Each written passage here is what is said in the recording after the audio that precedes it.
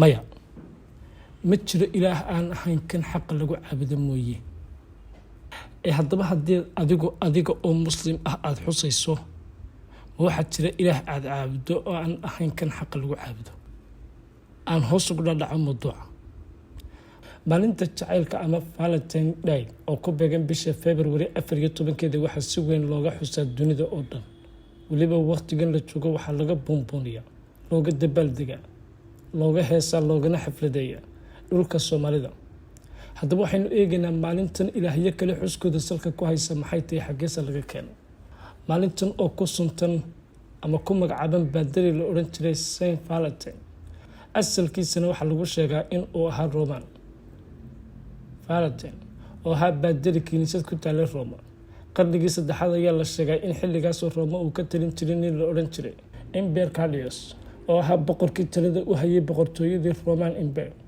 waxaa taariikhda lagu xusaa in uu boqorku soo rogay amar saameeyay deegaankii boqortooyadiisu ka talin jirtay amarkaas oo ahaa in askartu noqdaan rag aan xaasas lahayn waxaana u diiday dadka dhalinyarada gaar ahaan ragga inay guursadaan intay ciidanka ku jiraan Saint Valentine oo yaqiinsaday tala xumaanta boqorka iyo sida uu ugu xadgudbay xuquuqda dhalinyarada ayaa diiday amarkaas kana horreeyay oo jabiyay waxaanu si qarsoodi ah isugu guurin jiray lamaanaha isjecel sidaa darteed ayaa ninkan baadariga ah loogu asteeyay xuska maalintan oo isaga lagu weyneynayo iyagoo xuskiisa ku dahaaday waxay ugu yeedhaan jacayl iyo midabka cas waxaa kale oo la sheegaa in iyana kiniisadda Roman Catholic ay maalintan kasoo guurisay ama kasoo minguurisay dhaqan waayo hore jiray oo ah u dabaaldega Lupercalia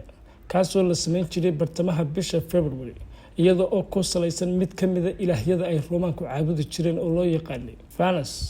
dabaaldegan ama allabarigan ayaa baadiriyiinta Roomaanku ay isugu iman jireen goob la sheegay inay ku dhasheen Romulus iyo Remus kuwaas oo ahaa aasaasiyaashii Roma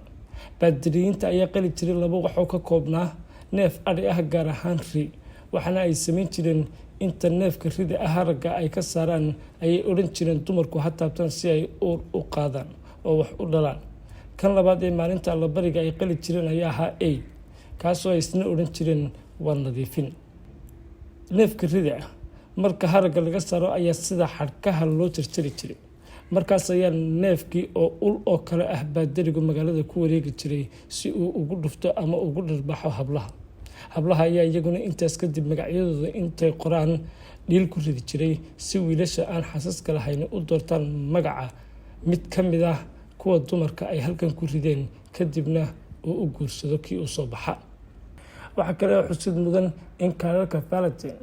la isa siiyo uu ku sawiran yahay wiil yar oo bara leh oo qaawan kaas oo lagu magacaabo Cupid waxa uu ahaa ama ay Greek u yaqaaneen ilaaha jacaylka oo magaciisu ahaa Eros haddaba waxay isweydiin mudan adiga oo muslim ah Soomaali ah maxay tahay sababta aad maalintan u xusto